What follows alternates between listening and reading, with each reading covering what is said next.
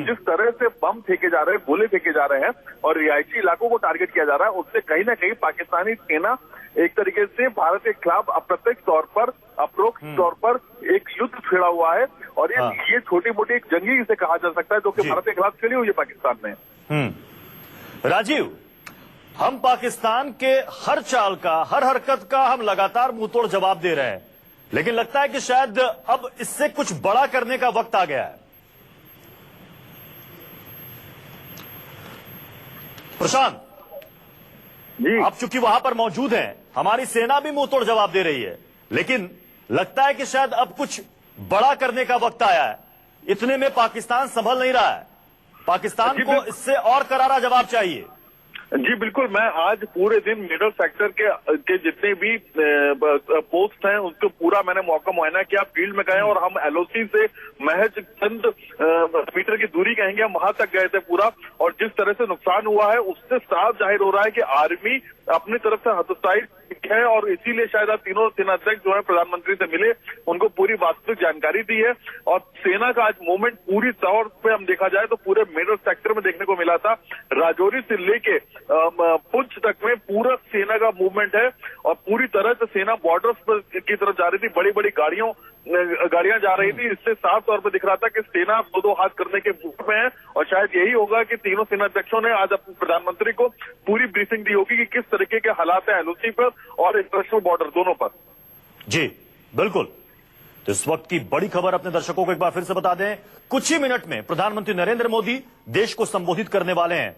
आपको बता दें कि आज तीनों सेना के अध्यक्षों और एनएसए के साथ प्रधानमंत्री की के साथ हुई होगी।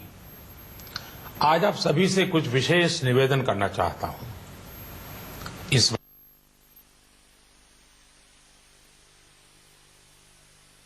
वार्ता में कुछ गंभीर विषय, कुछ महत्वपूर्ण निर्णय आपसे साझा करूंगा। आपको ध्यान होगा कि जब आपने 2014 मई में हमें जिम्मेदारी सौंपी थी, तब विश्व की अर्थव्यवस्था में ब्रिक्स के संबंध में यह आम चर्चा थी कि ब्रिक्स में जो आई अक्षर है, जो कि आई अक्षर इंडिया से जुड़ा हुआ है, लोग कहते थे कि ब्रिक्स में जो आई है वो लुढ़क रहा है। लगातार 2 साल के देशव्यापी अकाल के बावजूद भी पिछले 2.5 वर्षों में आप सब 125 करोड़ देशवासियों के सहयोग से आज भारत ने ग्लोबल इकोनॉमी में एक ब्राइट स्पॉट अर्थात चमकता सितारा के रूप में अपनी उपस्थिति दर्ज कराई है। ऐसा नहीं है कि यह दावा हम कर रहे हैं, लेकिन यह आवाज इंटरनेशनल मॉनिटरी फंड आईएमएफ और वर्ल्ड बैंक से गूंज रही है। बहनों भाइयों, विकास की इस दौड़ में हमारा मूल मंत्र रहा है सबका साथ, सबका विकास। यह सरकार गरीबों को समर्पित है और समर्पित रहेगी। गरीबी के खिलाफ हमारी लड़ाई का मुख्य शस्त्र गरीबों का देश की अर्थव्यवस्था एवं संपन्नता में सक्रिय भागीदारी यानी गरीबों का सशक्तिकरण, गरीबों का एम्पावरमेंट। इस प्रयास की झलक आप लोगों को प्रधानमंत्री जनधन योजना, जनधन से जन सुरक्षा योजना, आर्थिक गतिविधियों के लिए प्रधानमंत्री मुद्रा ऋण योजना, दलित, आदिवासी और महिला उद्यमों के लिए स्टैंड अप इंडिया योजना, गरीबों के घर तक गैस का चूल्हा पहुंचाने के लिए प्रधानमंत्री उज्ज्वला योजना, किसानों की आमदनी सुरक्षित करने के लिए प्रधानमंत्री फसल बीमा योजना और प्रधानमंत्री कृषि सिंचाई योजना, उनको अपने खेतों से ही सही उपज पाने के लिए सॉइल हेल्थ कार्ड योजना और सही उपज का सही दाम पाने के लिए ई नाम अर्थात राष्ट्रीय कृषि बाजार योजना, इन सब में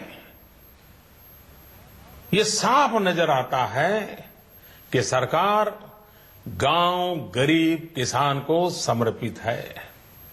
मेरे प्यारे देशवासियों, पिछले दशकों में हम ये अनुभव कर रहे हैं कि देश में भ्रष्टाचार और काला धन,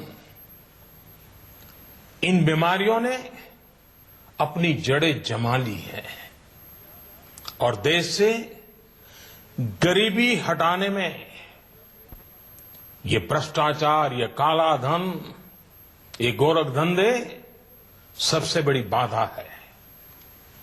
एक तरफ तो विश्व में हम आर्थिक गति में तेजी से बढ़ने वाले देशों में सबसे आगे हैं, दूसरी तरफ भ्रष्टाचार की ग्लोबल रैंकिंग में 2 साल पहले भारत करीब 100वें।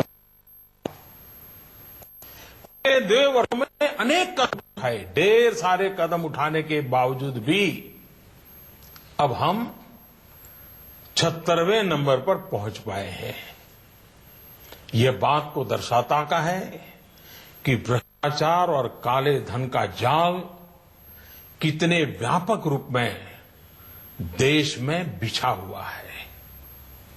भ्रष्टाचार की बीमारी को कुछ वर्ग विशेष के लोगों ने अपने स्वार्थ के कारण फैला रखा है। गरीबों के हक को नजरअंदाज कर ये खुद फलते फूलते रहे हैं। कुछ लोगों ने पद का दुरुपयोग करते हुए इसका भरपूर फायदा उठाया। दूसरी तरफ ईमानदार लोगों ने इसके खिलाफ लड़ाई भी लड़ी है। देश के करोड़ों नागरिकों ने ईमानदारी को जी करके दिखाया है। हम प्रायः ये सुनते हैं कि गरीब एक ऑटो ड्राइवर अपनी गाड़ी में छूट गई सोने के आभूषण वाले बैग को उसके असली मालिक को कैसे ढूंढता है और लौटाता है। कई बार हम सुनते हैं कि कोई टैक्सी ड्राइवर यात्रियों का कुछ सामान अगर छूट जाता है, मोबाइल फोन रह जाता है, तो अपने खर्चे से उनको ढूंढने जाता है और पहुंचा देता है।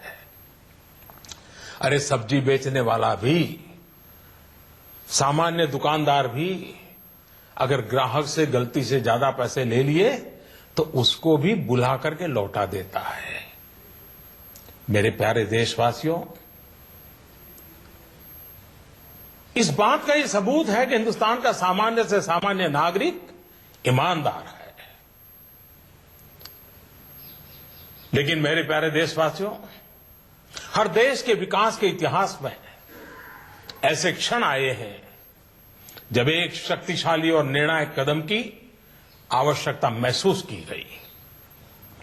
इस देश ने यह वर्षों से महसूस किया है कि भ्रष्टाचार, कालाधन, जाली नोट और आतंकवाद ऐसे नासूर हैं जो देश को विकास की दौड़ में पीछे धकेलती है, देश को, समाज को अंदर ही अंदर खोखला कर देती है।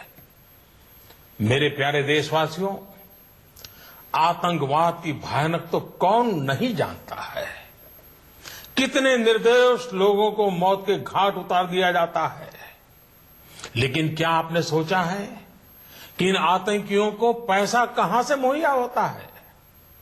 सीमा पार के हमारे शत्रु जाली नोटों के जरिए, नकली नोटों के जरिए अपना धंधा भारत में चलाते हैं और यह सालों से चल रहा है। अनेक बार 500 और 1000